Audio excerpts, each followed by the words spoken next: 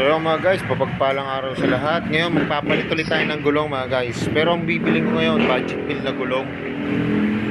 Ito po yung kanyang sukat, 80 by 80 70 yan, power tire.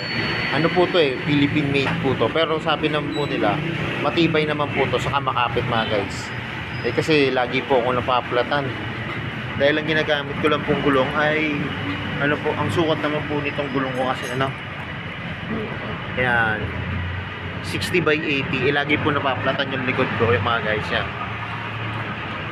Kaya papalitan ko na kasi lagi rin tayo may angkas. Tapos ito yung papalit natin guys. Yan. Tara, samahan nyo ako.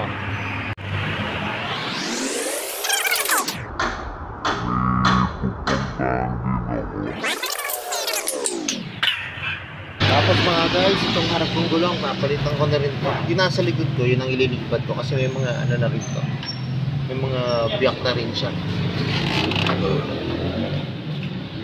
May truck na rin kasi ito mga guys, itong gulong ko ito. Ayun ako makikita nyo yan. Pag tinatakbo kasi, kitang-kita na yung mga truck nyo. Tapos nagamit ko rin ito, matagal din naman. Siguro almost ano na rin. Mga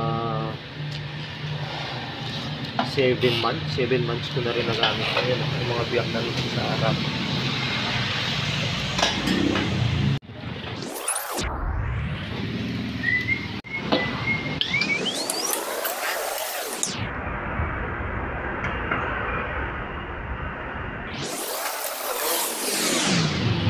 Tapos ito yung nasa likod ko mga guys, okay pa naman to.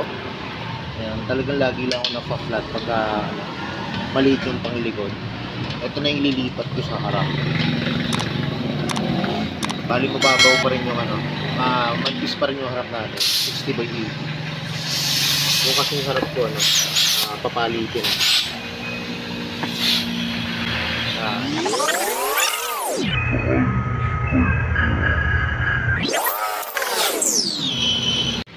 Yan, so yung mga guys, ito na nakakabit na 80 by 80 power tire.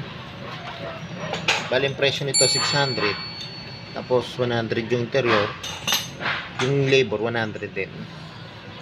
Yan. Ayos naman yung spike nya. Yan, kita nyo naman mga guys, malalim din.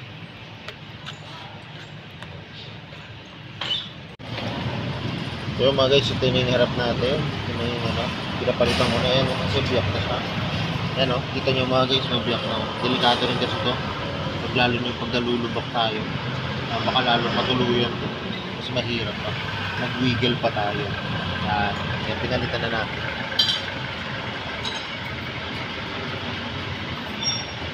Yun lang naging ano ko dito. Comment ko rito sa gulong ko ito. Ano ito mga guys cook Kaya madali siya nagbiyak sa akin. Pero siguro kung hindi naman ako lagi may angkas o kaya mabibigat kasi yung dinadala ko, hindi naman siya magbibiyak ng ganun. Yan, nakita nyo, laki ng biyak. Delikado sa kalsada ito mga guys.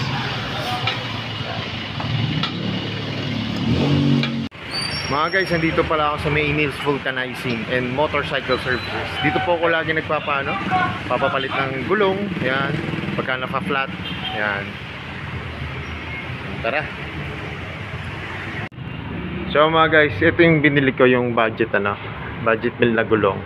Kaya itong Kuya Richard ito, ang tatak naman ito, power tire yan. Tapos pag ganito po yung ano niya, spike niya, ang tatak naman ito, power tire din. Para dalawang klase mga guys yung pwede nyo pagpilian kung gusto nyo ganitong spike o kaya ganito yan. Tapos sir, anong presyo nito? Yung pag 70-80 ganito? Na pang 70 po, 560 lang. Ayun, 560 po yan, 70-80. Pag 80-80 po, ito po yung 600 na. Okay, ito yung pinakabit natin, 80-80. Tapos pag ganito rin, parehas lang din po siya ng price. Hindi, mas malaki kasi yan. Mas malaki ito, mas mahal to. Pag 90-80 naman, 750 po. Tapos pag, ito lang po pala ang size, no? Pag ganito, sir, may sukat ba to ng ano? 17? Pero anong tatak nito, sir? Power tire din pa kasi power tire. Mga guys, ito palang ganitong design. Pang scooter pala to, yan. Tapos ang presyo nito?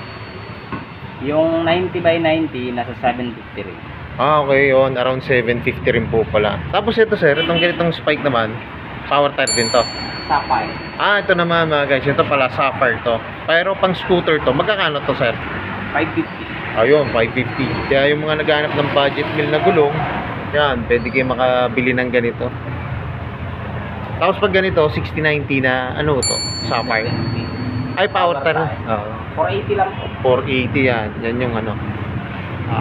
6090. Thank you, Sir Richard. Pang salamat po. Yo mga guys, buti na lang, biglaan tayo nakapagpalit ng gulong wala pa sa ano.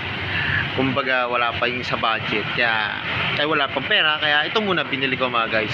Pero sabi naman nila, okay naman to kasi nga ano to, Philippine made din to, tapos matibay din naman mga guys. Kita nyo naman yung spike. Yan.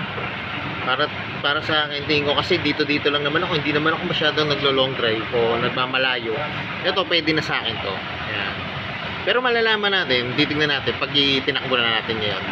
Tara, samahan nyo ako mga guys. Tama guys, mababa rin siya. Ano ko kasi kaya kung magpataas na magmakakapal na gulong kasi baka masyadong mataas. Pero baba pa rin mga guys. Baba pa rin niya, abot na abot ko pa rin yung kalsada. So yung mga guys, kita nyo naman ha, 2 araw ko na po siya nagagamit. Para sa akin, okay naman siya kasi ngayon na-experience ko, pagka nagka-humps ako, hindi na nasayad yung ilalim natin. Yan. Kasi nga dati, 60-80 siya ang baba po mga guys, nasayad po yung ilalim. Pero ngayon kahit may angkas po ako, yung angkas po yung asawa ko, hindi na po siya nasayad. Saka kahit may dala po ako, yan may bit-bit po akong damit. Yan mga guys, hindi na rin siya nasayad. Para sa akin, okay din to, itong power tire mga guys. Goods din to, para dun sa mga yung gusto lang ng budget, pero yung matibay ba. Saka yun nga, nasubukan ko rin siya, kahit yung dry, yung kalsada. Saka mga guys, kahapon nasubukan ko rin siya, nagpreno rin ako ng bigla ang preno. Okay siya mga guys, hindi siya yung wiggle ang likod pagka nag-complete brake ka mga guys. Yan. So yun mga guys, hanggang dito na lang. Kung hindi pa kayo nakasubscribe sa akin, please hit the notification bell para updated kayo sa aking mga videos. Payo ko lang mga guys, bago tayo malis ng bahay, checkin po natin ating motor, yung brakes, yung gulong, yung mga importante po, checkin po natin para hindi po tayo naaberya sa pag-alis natin. Ride safe and God bless po. Pa-like and share na rin po na aking mga videos. Bye-bye!